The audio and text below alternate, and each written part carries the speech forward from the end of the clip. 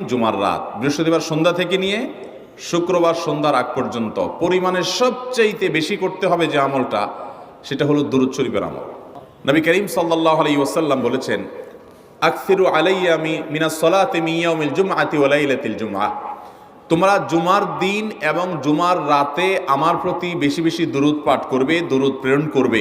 ফা ইন্না সালাতাকুম মা'রুদাতুন আলাই, কারণ তোমরা যে দুরূদ পাঠ করো এটা আমার কাছে পেশ করেন আল্লাহর ফেরেশতারা, এবং রীতিমতো নামধাম সহকারে আল্লাহর একদল ফেরেশতা নিয়োজিত আছে। তারা বলেন, আল্লাহ, হে আল্লাহ রসুল, আপনার অমুক উম্মত, অমুক অনুসারী, আল্লাহর অমুক বান্দা পৃথিবীর অমুক প্রান্ত থেকে, অমুক দেশ থেকে, অমুকের সন্তান, সে আপনার প্রতি দুরূদ পেশ করেছে জুমার দিনে, জুমার রাতে বা অন্য সময়ে। এটা নবী করিম সাল্লাল্লাহু আলাইহি ওয়াসাল্লামের কাছে রিপোর্ট দেওয়া হয় আল্লাহর নিযুক্ত ফেরেশতাদের মাধ্যমে। এই জন্য শুক্রবার দিন এবং রাত, অর্থাৎ বৃহস্পতিবার সন্ধ্যা থেকে নিয়ে শুক্রবার সন্ধ্যা পর্যন্ত